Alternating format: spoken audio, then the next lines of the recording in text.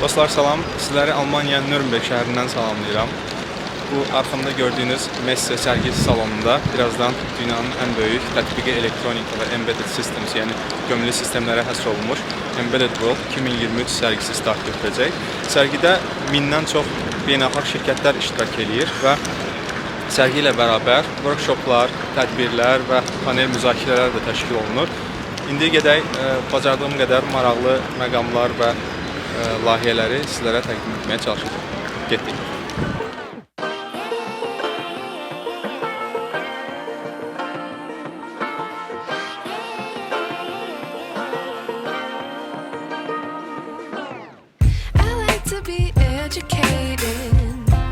But I'm so frustrated. Hello to my loneliness. I guess that ignorance is bliss. Take me back to before I knew. Rewind, take it out of cue. Innocence can be a young man's game. Signed up for the hall of shame. I wish I knew how much I miss.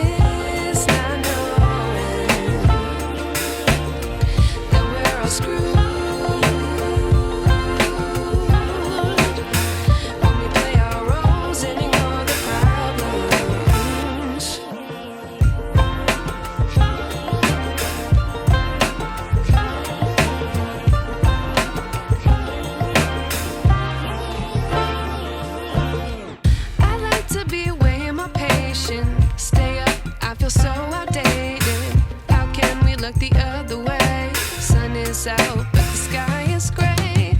What would happen if I took a chance? It's always hard at first glance. I don't wanna, but I know I gotta do it. The truth is hard to swallow. I think I'll chew it.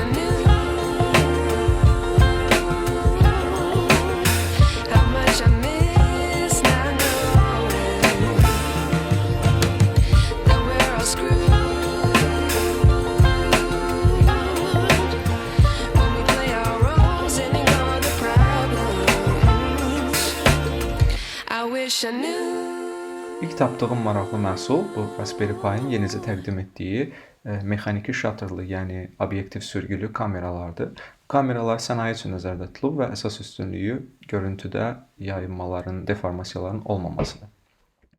Növbədə Corvo şirkətidir. Onlar ultra-wideband trackerlar hazırlayırlar və son iPhone modellərində və AirTag-lərdə də bunlar geniş istifadə olunur.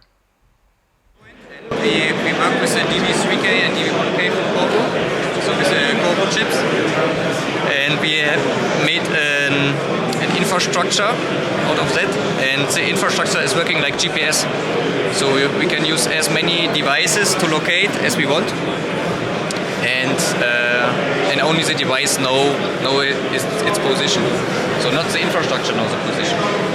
And we have a second partner, Accuras, and he builds his navigation apps, for example, and we can make like navigation. So we have here the Corvo booth, and we get the position where we are, and then we can go, for example, into the restaurant, and it shows us where to go. And for this capability, how many gateways do you need to have? Yes, at least 3. But you can put them around 15 to 20 meters.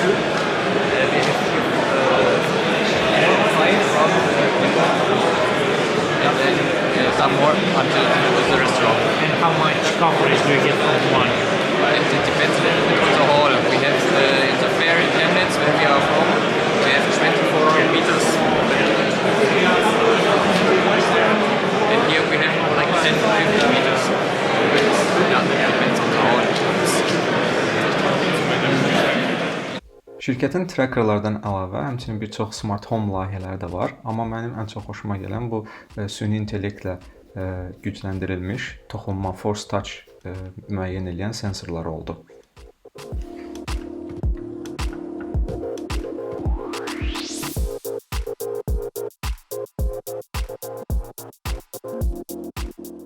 Bu tip sərgilərdə ən maraqlı layihələrin təqdim edildiyi yerlərdən biri də startaplar üçün ayrılan stendlərdir. İndi isə sizlər üçün ən maraqlı tapdığım bir layihəni, yəni Embed layihəsini sizlərə təqdim edəcəm. Layihə süni intellekt istifadə edərək datasheet'i oxuyub və onların driverlərini avtomatik generasiya etməkdən ibarətdir. Və bunu C, C++ və Rust dillərində edə bilir. So we got this data sheet, like for instance, we say semiconductor and light sensor. Pretty simple, 15 pages long. What we do, we upload the data sheet, we read it using machine learning, and then we ask you about your hardware abstraction layer, whether you're using real-time operating system or you develop low-level bare metal, like let's say ST32 family. Okay.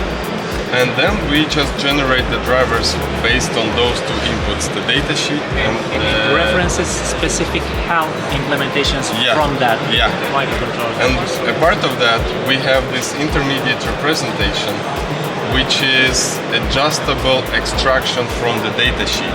So it's a JSON file which you can adjust. You can add something or delete something, add or delete functionality and see what you need, what functions you need, like calibration charts, calibration equations, on all of this stuff. And when you change the information here, it affects the driver you generated for this. And this is ready to use piece of code. Apart from this, we generate the test suite. So it's a C code which simulates the inputs from the sensor and outputs we need to receive and checks whether the driver worked correctly or not. And we also generate the documentation for the code, so you are able to get it. What's the status for this tool? The beta will be launched sometime around April, late April.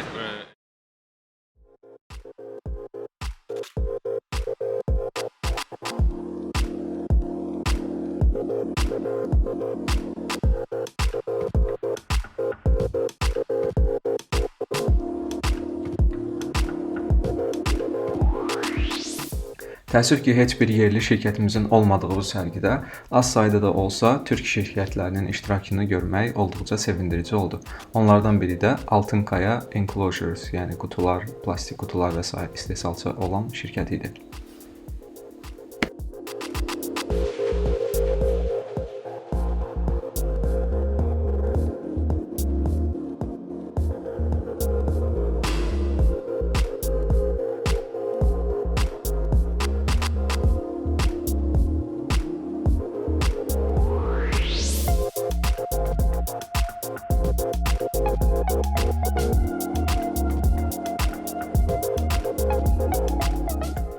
Olduqca maraqlı və keyfiyyətli məhsullardır.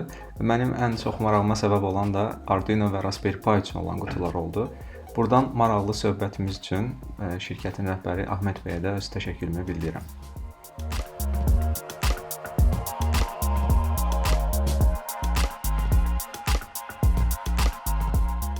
Əvvəlki illərə nisbətən daha kiçik stenddə təmsil olunan mikroçip şirkəti bu dəfə özünün avtomobil sənayesi üçün nəzərdə tutulan kommunikasiya protokolunu, Ethernet əsaslı bir protokoldur bu, onu təqdim edir. Let's do the lighting demonstration here. So we can turn on to auto. We can go to the sensor. It's a light sensor. So we can go to different other scenes.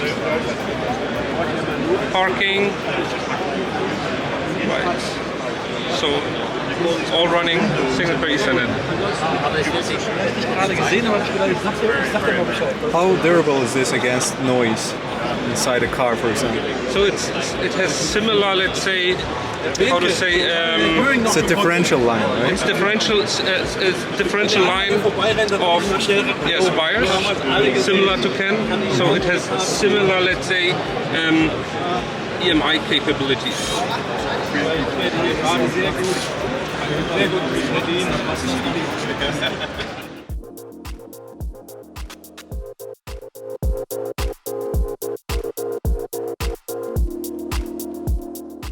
Daha bir texnologiya nəhəngi Texas Instruments burada süni intellekt üçün nəzərdə tutulan prosesorlarını təqdim edir. So this is a demonstration for the AM628, new processor from us for Edge AI applications. What you're seeing here is a custom trained model to run on our Edge AI devices. So this is a MobileNet SSD model, custom trained for about 13 different objects. I collected about 300 different images, labeled them by hand, ran them through our tools, created a model, and compiled it to run accelerated on architecture, which this model, CFPS, fits on the model to run. So this is recognizing those objects. It's having the images come in through a Raspberry Pi, like the Raspberry Pi V2 camera. It's an IMX219 is the sensor itself, being pre-processed with the ISP on board, going through pre-processing specifically for this deep learning model, running deep learning inference on the processor. All of this is happening on the processor itself. There's a camera, a processor, and a display. Nothing else.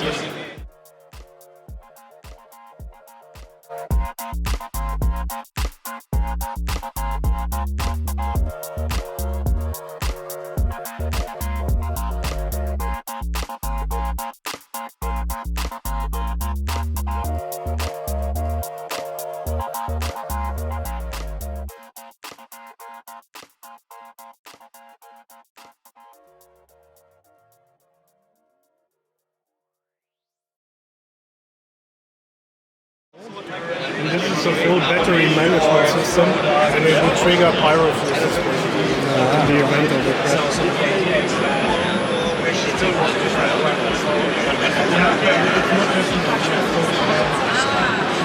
Already start 10 p.m.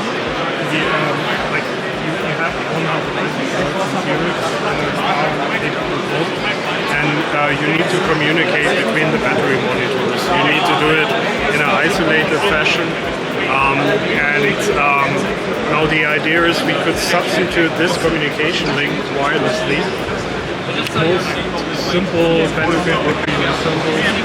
You can automate the process because you don't need to manually plug in wires. So wireless is like sure. So then we go to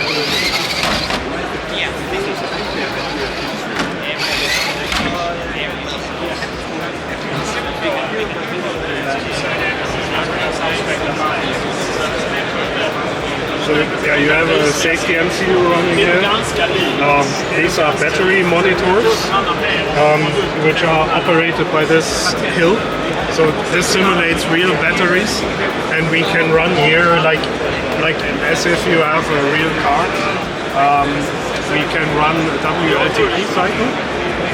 So now the hill is basically simulating the behavior of the batteries while running in a car. The simulator is able to source current on all those channels as if it was a real battery. It sources voltage. Yeah, because the sensing does work on voltage. Dünyada çox az sayda qalan kağız formatında olan elektronika jurnallarından olan Elektr da öz stendi ilə burada çıxış edirdi.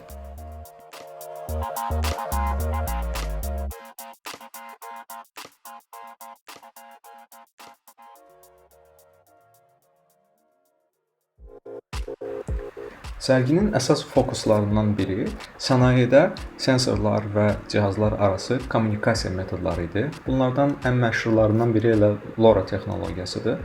Bir çox stenddə, məsələn Murata və ST-nin stendlərində LoRa-ya həsr olunmuş maraqlı layihələr təqdim olunurdu.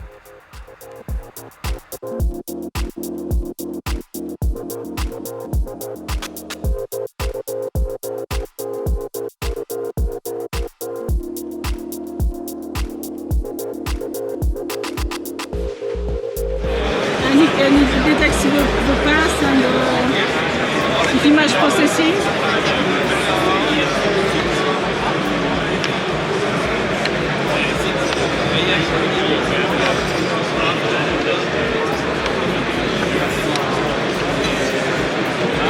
Very impressive.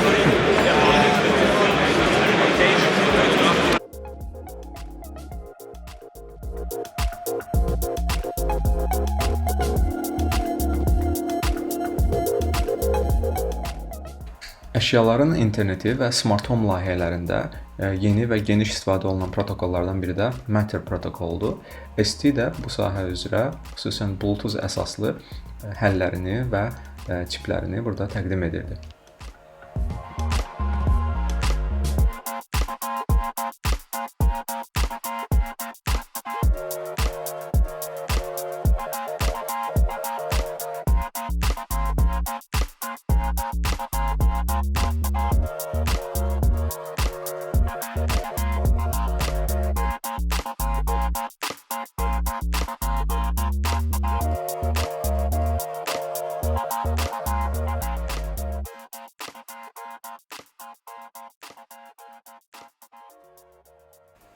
Ümumiyyətlə bizim bir çoxlarımızın STM32 mikrokontrolleri istifadə edərək tanıdığımız ST şirkəti sərgidə demək olar ki, ən böyük sərgi iştirakçılarından biri idi və onlar bir çox həllərini burada təqdim edirdilər.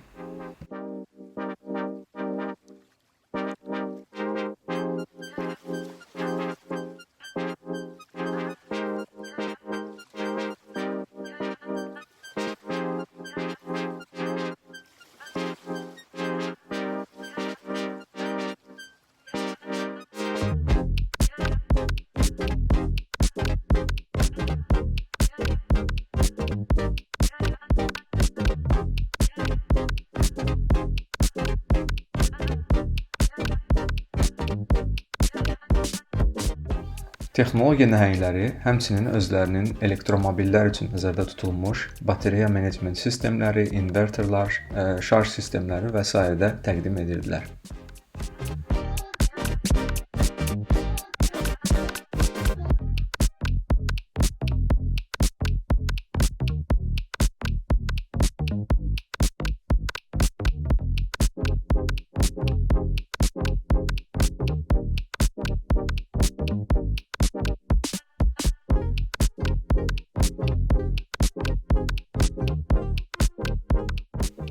Sərgidə bir çox şirkətin, həmçinin Silicon Labs şirkətinin də əsas fokuslarından biri süni intellektin, machine learningin TinyML platforması vasitəsilə embedded sistemizə tətbiqi idi.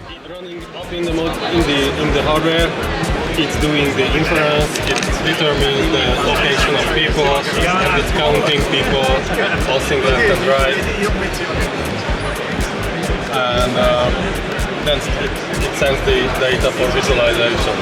It's using Bluetooth.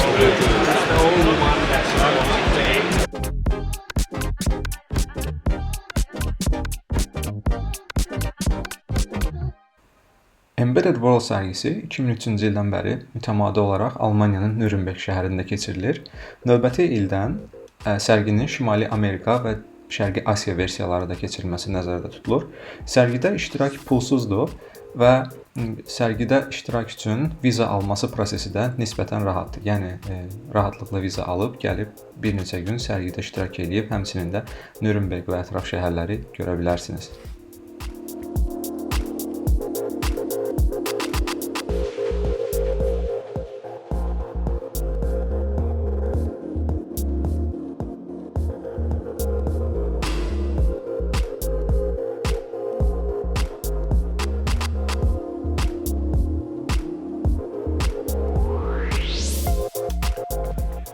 Hamınızın yaxşı tanıdığı Bosch şirkətinin də burada stendi var idi. Onlar xüsusilə miniatür sensorları, bunlar əsasən ətraf mühit, temperatur, təzyiqə nəzarət və sair sensorlarını da burada təqdim edirdilər.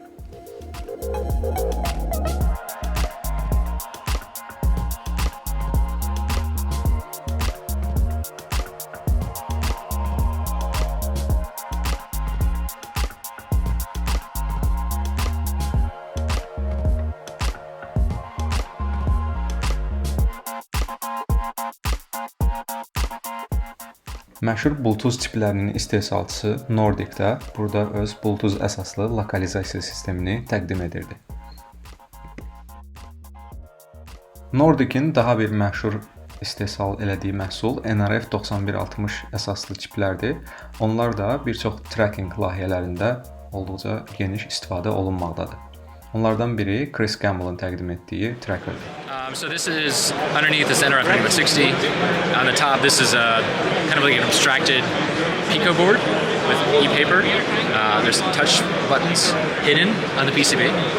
Notice no vias, and then all backlit LEDs here. That's difficult. I once did that for a front panel. It's difficult. It's tough to like not have. Yeah. It's actually a 4-layer board, and then so it's really cool because when we set up, we basically set them up as like slides we borrowed from the Pi Moroni thing, and then each time we update something like latitude, we just say go update slot 0. Here's a new reading, and then it all renders. And it's not getting a GPS fix right now, unfortunately, because we're inside. This is NRF 91. NRF 9160 with actually a different U-Blocks module, not the. I'm not using the internal. Not the built-in. Not the built-in, yeah, because we didn't want a time slice. Okay. If we were doing like super low power, we would time slice. And now it's connected to Goliath. All right. And then this thing lights up when there's an action here too. So.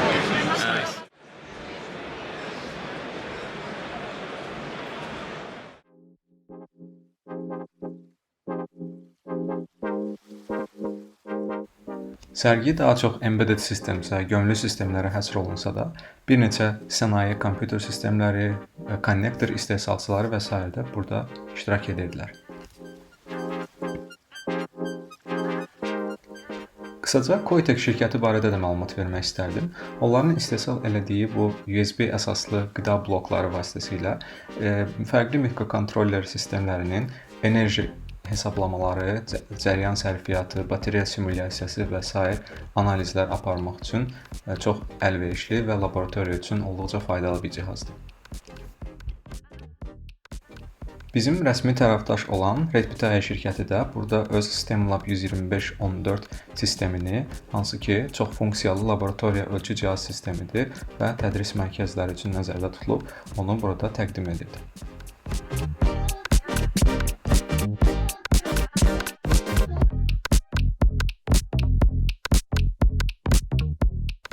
Sərgidə həmçinin bir çox test və laboratoriya ölçü cihazları istehsalçıları olan, məsələn, Siglent, Rigol, Tektronix, Rode & Schwarz, Unity və s. şirkətlər də öz son məhsullarını burada təqdim edirdilər.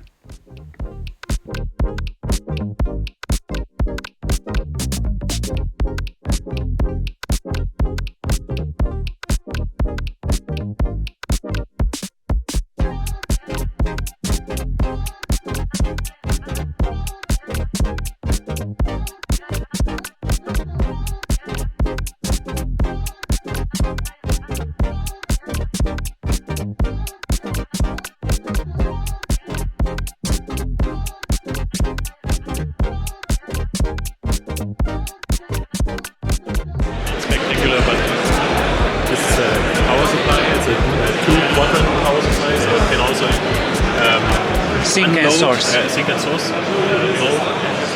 And it has an integrated battery test function. So you can load and unload the battery. You can lock the loading curve, the loading and the disloading curve, and then you can emulate it. Oh, that's nice. So you can apply your device without a battery. That's super nice.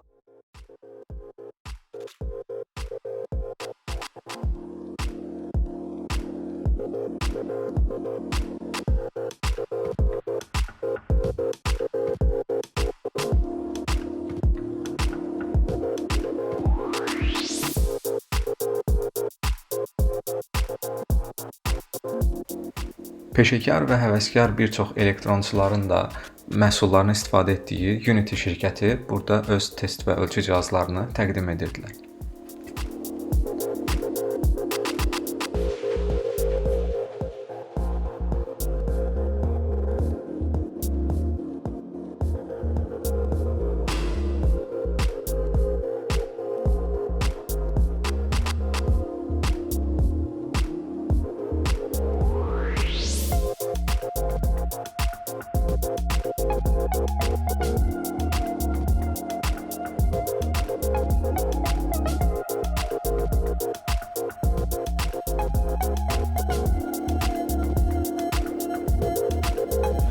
symmetrical and independent high base.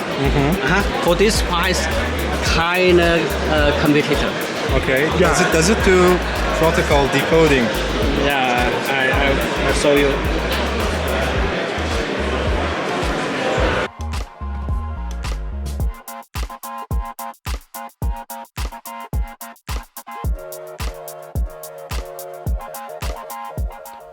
Sənaye fokuslu PCB dizayn proqramları olan Cadence və Orcad da burada öz stendləri ilə çıxış edirdilər.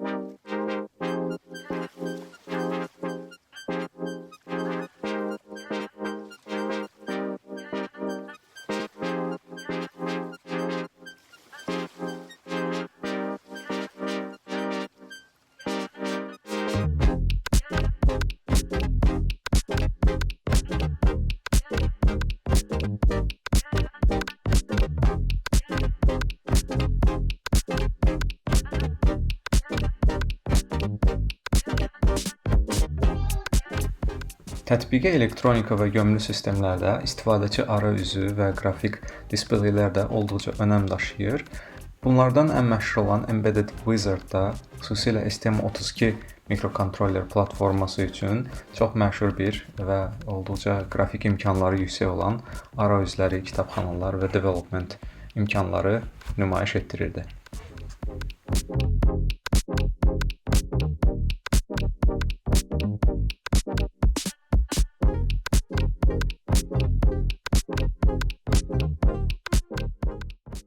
Daha bir kiçik amma maraqlı şirkət Belçikanın EPS şirkətidir. Onlar öz istehsal etdiyi bu kiçik çiplər vasitəsilə energy harvesting deyilən, yəni sistem üçün lazım olan enerjini fərqli alternativ mənbələrdən əldə edən, bu günəş paneli ola bilər, bu piezoelektrik mənbələr ola bilər, enerjini alır və sistemin ya bateriyasız ya da çox kiçik bateriya vasitəsilə bütün qida ehtiyacını qarşılaya bilir. Məsələn, bu gördüyünüz demoda kiçik bir çap olunmuş günəş paneli vasitəsilə klaviatura tamamilə bateriyasız olaraq sadəcə ofis daxili işıq hesabına enerji ilə təmin olunur. Yorucu ilk günün sonunda DigiKey stendində olan rulet maşınları ilə şansımı yoxlamağa qərar verdim.